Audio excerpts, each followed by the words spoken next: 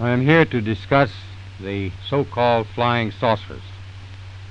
The Air Force interest in this problem has been due to our feeling of an obligation to identify and analyze to the best of our ability anything in the air that may have the possibility of threat or menace to the United States.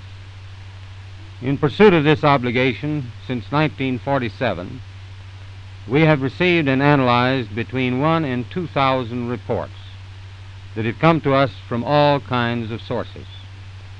Of this great mass of reports, we have been able adequately to explain the great bulk of them, explain them to our own satisfaction. We've been able to explain them as hoaxes, as erroneously identified friendly aircraft, as meteorological or electronic phenomena, or as light aberrations.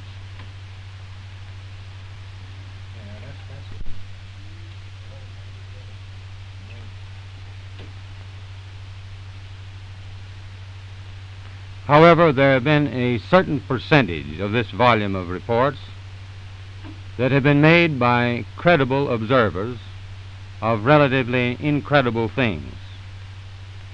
It is this group of observations that we now are attempting to resolve. Our basic difficulty in dealing with these is that there is no measurement of them that makes it possible for us to put them in any pattern that would be profitable for a deliberate, custom sort of analysis to take the next step.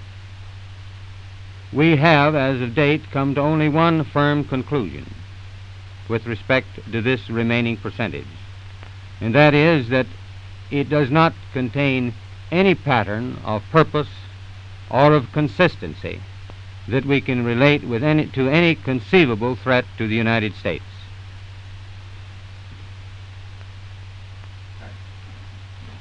Is that?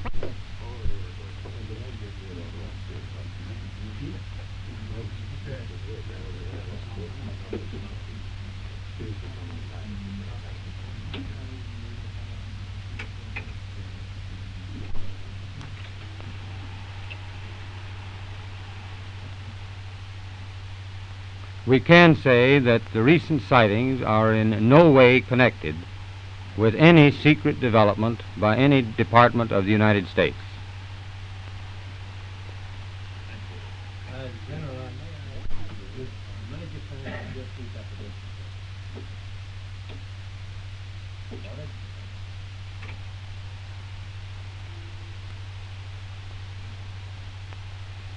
We can say that the recent sightings are in no way connected with any secret development by any agency of the United States.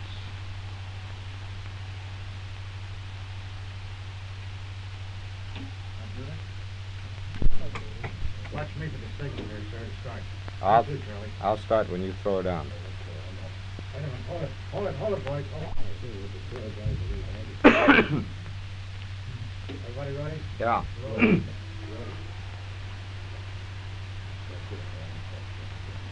Major Keyhole, as author of the book Flying Saucers Are Real, what is your opinion of these new sightings of unidentified objects?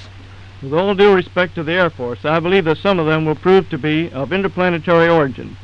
During a 3-year investigation, I found that many pilots have described objects of substance and high speed. One case, pilots reported their plane was buffeted by an object which passed them at 500 miles an hour.